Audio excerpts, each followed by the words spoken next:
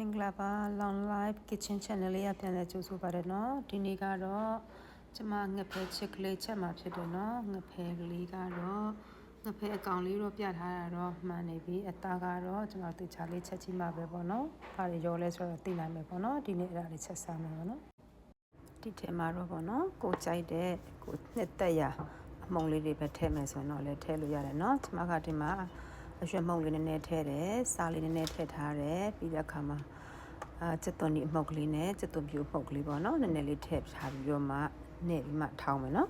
ကျမအစောနာကအနံ့အရသာလေးထည့်ထားတဲ့ငဖယ်လေးတွေကိုပေါ့နော်ကျမတို့ဒီအမေရိကန်မှာတော့ထောင်းမှုအနည်းငယ်ခတ်တော့ပေါ့နော်ဒီမှာကြိတ်တဲ့ဆက်ကလေးနဲ့ပေါ့နော်ဒီထဲမှာထည့်ပြီးကြိတ်လိုက်မယ်နော်ကျမတို့ဒီဆက်ကလေးနဲ့ကြိတ်ထားတဲ့ငဖယ်လေးကိုပေါ့နော်ကျမတို့ကင်ကြည့်ကြည့်ပြီးမှသူကတစ်ခုနဲ့တစ်ခုမှကင်ကြည့်တဲ့ခါဆိုရင်တိတာတယ်ပေါ့နော်စီစီလေးဖြစ်လာပြီလောက်အနေထားဆိုတော့ပေါ့နော်ရပြီနော်ကျမတို့ထောင်းတာလိုမျိုးပဲဒါမျိုးလေးကန်ကြည့်တဲ့ခါစီစီလေးဖြစ်ပြီနော်အဲ့လိုအနေထားဆိုရင်တော့ရပြီကျမတို့အခုကြိတ်ထားတဲ့ငဖယ်လေးကိုပေါ့နော်လက်မှာစီလေးအနှဲငယ်ကန်ပြီးတော့မှဒီမှာကိုထဲမဲ့ဦးလေးမှာလည်းစီလေးအနှဲငယ်လေးပေါ့နော်တုပ်ပြီးတော့မှအစင်သက်ကြော်ဖို့အတွက်အစင်နဲ့လှုပ်ထားလို့ရပြီနော်အခုချိန်မှာတော့ငဖယ်လေးတွေကိုပေါ့နော်စားပြီးတော့မှကြော်တော့မယ်နော်ဒီမှာစီအိုးလေးတွေမှာတစ်ခုပြီးတစ်ခုထည့်မယ်နော်အခုဆိုရင်တော့ငဖယ်လေးတွေကိုပေါ့နော်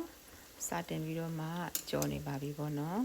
မီးလေးကိုလည်း medium heat လေးနဲ့ပဲထားပေးပါပေါ့နော်အထူးကအရေးကြီးတာကကျမတို့ပေါ့နော်ဒါဆိုရင်စီအများကြီးနဲ့ကြော်ရတာဖြစ်တယ်ပေါ့နော်ဒီစီတွေကကျမတို့ရဲ့ခန္ဓာဗေဒအတွင်းခန္ဓာဗေဒကိုပေါ့နော်အရင်ဒုက္ခပေးတာဖြစ်တယ်ပေါ့နော်ကိုလက်စထရောများတာတွေဖြစ်နိုင်တယ်ဒါပြင်မှာပေါ့နော်အသက်အဆီဖုံးနေနှလုံးသွေးကြောခြင်းတွေအမျိုးမျိုးပေါ့နော်အတွင်းကလေးစားရတဲ့မှာသူက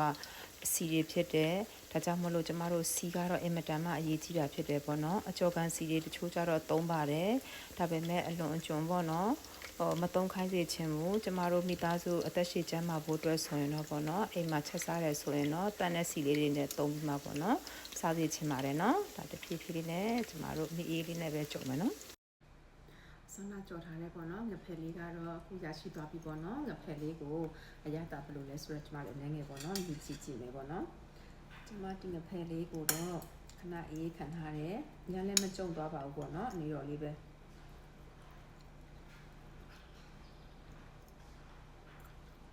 ငဖက်အရသာလေးရပါလေပေါ့နော်ကျမဒီထဲမှာဆိုရင်ငဖက်ရဲ့အရသာဘယ်လိုလဲဆိုတော့ကျမသိချင်လို့ပေါ့နော်ကျသွန်ဖြူတွေဂျင်းလေးပေါ့နော်ကိုကြိုက်နေတတ်တဲ့အမွှေးရည်နဲ့ဒီထဲမှာမထည့်ထားပဲပေါ့နော်ဘာပဲထည့်လဲဆိုရင်အမှုန့်လေးထဲမှာဆိုရင်ကျသွန်ဒီအမှုန့်ကလေးရဲ့ပင်အဖြူအမှုန့်လေးနည်းနည်းရဲ့စားအနေငယ်နဲ့ပြီးတဲ့အခါမှာ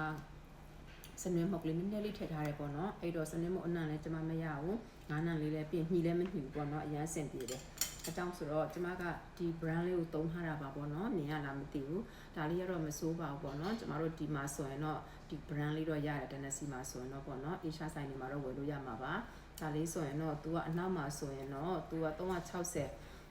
ဆိုဒီယမ်ပေါ့နော်အနည်းငယ်ပါတာဖြစ်တဲ့ကြောင့်မလို့စားထည့်တဲ့ခါတော့ပေါ့နော်အနည်းငယ်လေးသတိထားပေးပါအလွန်ကြော်ထည့်တဲ့ခါမှာဆိုရင်တော့ညံသွားမှာဖြစ်တယ်ပေါ့နော်ကြောင့်မလို့ဒါလေးကတော့မဆိုးဘူးကြော်ပြီးဖြစ်တဲ့ကြောင့်မလို့ပေါ့နော်စီတတန်လေးနဲ့လည်းကြော်စားခိုင်းစေခြင်းနဲ့နောက်တစ်ခုကပါလဲဆိုတဲ့အခါမှာတုပ်စားရမယ်ဖြစ်ဖြစ်ပြန်လည်ပြီးမှချက်စားရမယ်ဖြစ်ဖြစ်ပေါ့နော်အစင်သစ်စားလို့ရပါပြီနော်မိသားစုတွေကျမပြောရှင်နဲ့ဘဝလေးပိုင်ဆိုင်နိုင်ပါစေနော်